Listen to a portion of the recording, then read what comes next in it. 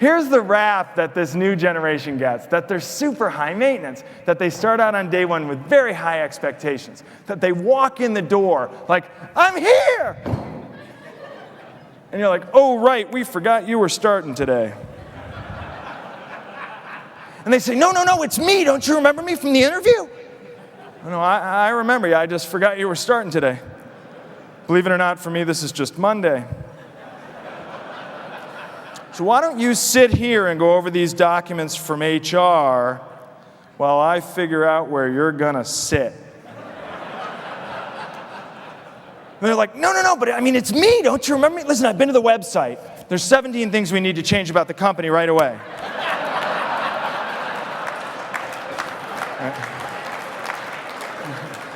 Okay, you sit here and go over these documents from HR. Okay, cut. So here's the first question. Do they really have higher expectations? And the answer is, oh, yes, they do. They really do. But first and foremost, they have higher expectations for themselves. They want to identify problems that nobody else has identified. They want to solve problems that nobody else has solved. They want to invent new things. They want to make existing things smarter, faster, and better.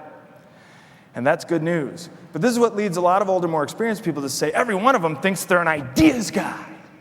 And I mean, they show up and they're like, I'm an ideas guy. And I'm like, hey, we have a bunch of work we need to get done. We hired you because we were hoping you might help.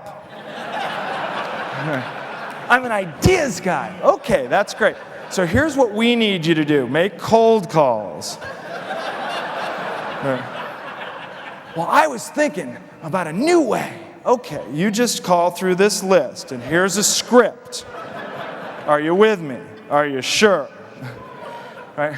So here's a question. Is it really true that they won't do the grunt work? And the answer is no, that's not true.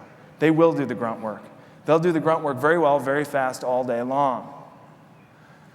They will do the grunt work, I promise you. But there are two catches. Here's the first catch.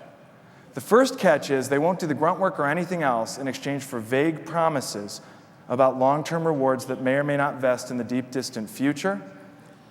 The second catch is they won't do the grunt work or anything else if they start to worry that they're out of mind. And when they're out of sight for a little while, they start to worry that they're out of mind. So one young person we interviewed said, I'd been working for this financial services firm. Thought you'd like this one. They had me in this basement looking through old documents, and I was going through boxes and boxes of these old documents. And I was down in this basement for 7 hours. Are you with me? Not 7 days, not 7 weeks, not 7 months, 7 hours. And I started to think, does anyone know I'm down here? 7 hours, that's enough time for that person to decide, I don't really like this job. I think I'm going to leave, try another job. They don't like that when they come back. The first job was better. They go back to the basement. They'll come up the stairs. You won't even know they were gone. 7 hours. They'll do the grunt work, but they want to know that somebody's keeping track. Somebody's helping them keep score. Somebody's giving them credit for all that grunt work they're doing. And that, hey, how much of this grunt work do I have to do in order to earn a more interesting task?